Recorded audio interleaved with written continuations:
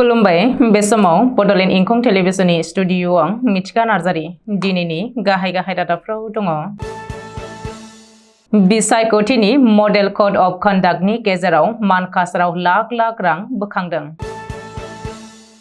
BTC बाहेरनि मोनथाम बियाबाव बिपिएफआ थाबैनो बिजाथि फोसावगोन। बिटिआरआव गंजि फरायसालिमाया प्रभिन्सियेलाइज जायाखै। आसाम जुडिसियेल सार्भिसआव उथ्रिसारनाय नेलसन बर'खौ एबसुआ बरायदों। 2 नं फाग्लादिया जफादं बान्दो कमिटिया गावसोरनि रां बाहायनानै बान्दो फोसाबदों। एसटिएफआ 1.92 लाख नकल रांजों लोगोसे सासे सुबुंखौ हमनो हादों। खानापारायाव सिएनजि बासआ दोनथ'नाय अट'खौ सौनायाव सासे सुबुंनि जिउ खहा जादों। गुवाहाटी नोगोरमाया मुलुगनि नैथि गुबुंलेसिन नोगोर। दानिया फैदोनि आबुं रादाबाव।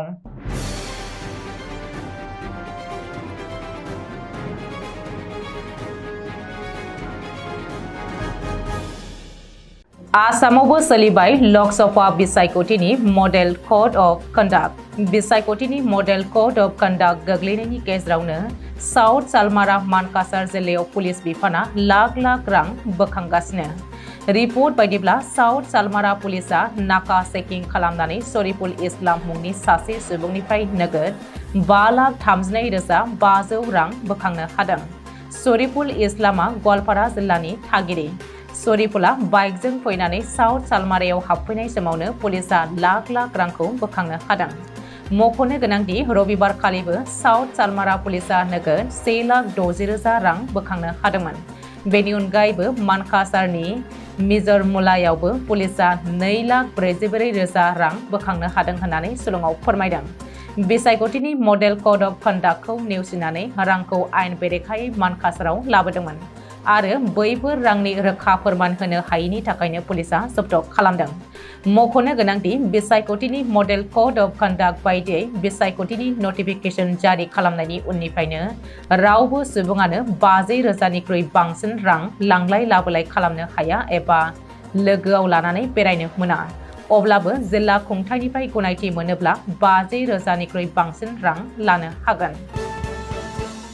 क'क्राझार आरो दरं अदालगुरि लकसभा मासियाव बिजाथि फोसावनायनि उनाव बिटिसिनि बाहेरनि गुबुन मोनथाम बियाबावबो बिजाथि होनो थियारि खालामदों हाग्रामा महिलारि दैदेननाय बिपिएफ दोलोआ। मख'नो गोनांदि मैया अदालगुरियाव खुंनाय बिपिएफ दोलोनि मोनसे दोलोआरि हाबाफारियाव हाग्रामा महिलारिया बाहागो लानानै बिपिएफआ थाबैनो बिटिसिनि बाहेरनि मोनथाम लकसभा मासिनि थाखायबो बिजाथि फोसावगोन होननानै बुंदों। मख'नो गोनांदि बिपिएफ दोलोआ क'क्राझार लकसभा बिटिसि बारग' लेङाइ गाहाय मावफुं सोद्रोमा खाम्फा बरगयारि आरो दरं अदालगुरि बियाबाव कलाइगाव बिधान सभानि एमएलए दुर्गा दास बर'खौ बिजाथि फोसावदों। बेखौबो मख'नो नांगोनदि क'क्राझार लकसभायाव खाम्फा बरगयारिया 3 लाख भटआव आरो दरं अदालगुरियाव दुर्गा दास बर'आ 2 लाख भटनि फारागथियाव देरहागोन होननानैबो हाग्रामा महिलारिया दाबि खालामदों। बबेखानि इउपिपिएल दोलोनि फारसे रायजो राजानि फोथायनाया गोमाबाय। बेनिखायनो रायजोफोरा बे खेबाव बिपिएफनि फारसे गोसो बोदों। फैबाय थानाय लकसभा बिसायख'थियाव बिपिएफआ बिटिसिनि मोननै लकसभा मासिनि अनगायैबो गुवाहाटी, सनितपुर आरो बरपेटियाव बिजाथि होगोन। फैबाय थानाय 2-3 गेजेरावनो बे मोनथाम मासिनि थाखाय बिपिएफआ बिजाथि फोसावगोन होननानैबो हाग्रामा महिलारिया बुंदों। बावैसो सिगाङाव प्रमद बर'जों दैदेनजानाय बिटिआर सोरखारा गासै गंजि फरायसालिमाखौ प्रभिन्सियेलाइज जाबाय होननानै दल दामदिंनाय खौराङा सैथो नंजोबा। मानो होनोब्ला आसाम सोरखारा दासिमबो गनायनानै लायाखै आरो थांनाय आसाम एसेम्ब्लिनि रां बावजा जथुमावबो जेबो बिल एबा आयेन लाबोनाय जायाखै। बेनि रोखा फोरमानानो जादों समाज सिबियारि बिक्रम दैमारिनो आरटिआइनि फिननायाव आथिखालनि बिटिआर सोरखारनि सिङाव थानाय सोलोंथाइ बिथोनगिरि खनिफ्राय दैथायहरनाय DE/BTC/PTB/2023/C नम्बरनि गांसे लाइजामा। बे लाइजामाव सोलोंथाइ बिफाना बिटिआरनि गासै मोनजि फरायसालिमाखौ दासिमबो प्रभिन्सियेलाइज खालामनाय जायाखै होननानै फोरमायहरदों। बबेखानि बै समनि हाग्रामा महिलारिनि खुंथाय समाव 2017 मायथाइयाव सोरखारि नङै फरायसालिमाफोरनि फोरोंगिरिफोरनो मेम' नाम्बार 208005A अक्ट' 30 जुन 2023 नि जोहै FAFआ फाइनान्सियेल एसिस्टेन्टखौसो गावनि खरसाजों होनो हागोन होननानै आसाम सोरखारनि सोलोंथाइ बिफाना बिथोन हरदोंमोन 30 जुन 2023 खालाराव। नाथाय प्रभिन्सियेलाइज खालामनायनि जेबो बिथोन होआखैमोन। दुखुनि बाथ्राया बेसोदि राजखान्थिनि मुलाम्फानि थाखाय रायजो राजाखौ नंखायै बुंनानै दान्दिसेनि थाखाय खुसि होनाय आरो रंजा होब्रबनाया रावजोंबो गनायजाथाव एबा आजावजाथाव नङा। आसाम जुडिसियेल सार्भिसआव उथ्रिसार जानाय सनितपुर जिल्ला धेकियाजुलिनि नेलसन बर'खौ दुलाराय बर' फरायसा आफादा नखराव थांनानै बरायहैदों। दिनै मंगलबार खालिनि बे बरायनाय हाबाफारियाव मिरु एबसुनि बुंथिगिरि अबित नार्जारिजों लोगोसे सनितपुर जिल्ला एबसुनि मावथि फारियै नेहाथारि बगाराम मोसाहारि, लोगो बुंथिगिरि आदिम स्वर्गियारि, सोलोंथाइ नेहाथारि रिजय बसुमतारी आरो लोगो सोलोंथाइ नेहाथारि जाफुं नार्जारिजों लोगोसे धेकियाजुलि, हग्राजुलि, सा धेकियाजुलि आरो बेलश्री दख'रा एबसुनि बिबानगिरिफ्रा बरायहैयो। साफ्रोमबो सुबुङानो गावनि जिउखौ दैदेननो थाखाय आबादारिनि दिहुनथायनि सायावनो सोनारनांगौ जायो। मानोना आबादारिफोरा आबाद मावनानै दिहुननाय मैगं-थाइगं, माइ माइरं बायदिनि सायावनो जों साफ्रोमबो साख्रिआवला, फालांगिरि, धोनिगिरि साफ्रोमनिबो थाखोनि सुबुंफ्रा सोनारनांगौ जायो। बेबायदिनो मोनसे ओनसोल जफा दं। बे जफा दं ओनसोलनि रायजो राजाफोरा भारत भुटान सिमना ओनसोलाव भुटान हादोरनिफ्राय बोहैबोनाय फाग्ला दैमानि दैखौ बान्दो थेनानै दै लांनानै माइ, मैगं-थाइगं आरो गुबुन गुबुन बायदि आबाद मावनानै गावबा गावनि गोनांथिखौ सुफुंबोनायखौ नुनो मोनदों। बे बान्दोजोंनो आबाद मावनानै जफादां ओनसोलनि आबादारिफ्रा सनाथि मायथाइ फालिखांबाय। मख'जाथावदि 2 नं फाग्लादिया जफादं बान्दोखौ आसाम सरकारनि बान्दो बिफाना थांनाय 2023-2024 मायथाइयाव अरायथायै लुफुंनानै होदोंमोन। नाथाय दुखुगोनां बाथ्रायादि हाजोनिफ्राय बोहैबोनाय दैनि खारथाया गोख्रों जानायलाय बान्दोनि थासारिया दैनि नारसिनथायाव गाज्रि जालाङो।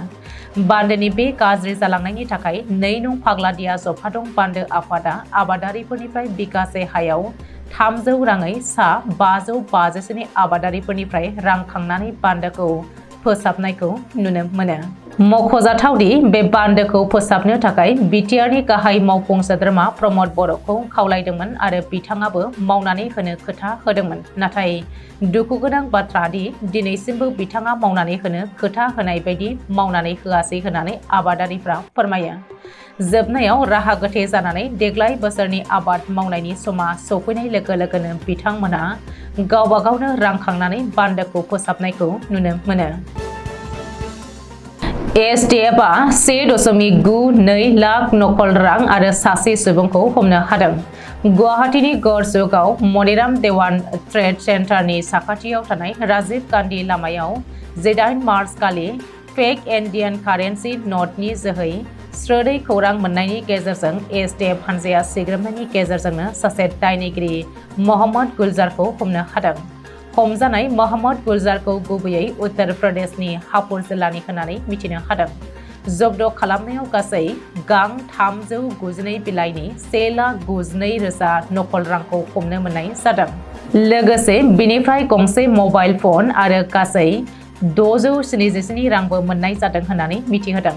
नकल रांनि जगाजग खालामनायखौ खहा खालामनो आरो हमजानाय दायनिगिरिखौ गड़चौक पुलिस थानाया आयेननि गेजेरजों बिजिरनो थाखाय गावसिनि आवथायाव लानाय जाबाय होननानै मिथिहोदों।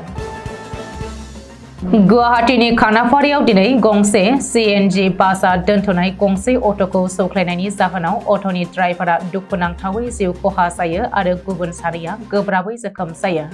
सुलुङाव फोरमायथिनाय बायदिब्ला ES 202558 नम्बरनि बासखौ कन्डाक्टरा सालायनायाव गंसे ES 01QC 8716 नम्बरनि अट'खौ सौख्लायो। सौख्लायनायनि जाउनाव अट'नि ड्राइभारा दुखुनांथावै जायगायावनो जिउ गोमादों होननानै मिथिहोदों। थैनाय अट' ड्राइभारखौ हितेश कलिता होननानै सिनायथि होदों। बेजों लोगोसेनो गुबुन सानैया गोब्राब जोखोम जानायखौ फाहामथाय होनो फाहामसालियाव दैथायहरनाय जायो होननानै मिथिहोदों। बेबायदि दुखुनांथाव जाथायनि उनाव गासैबो सिटी बासखौ खानाफारायाव लाखिनो गनायथि होनाय जायाखै होननानै मिथिनो मोननाय जादों।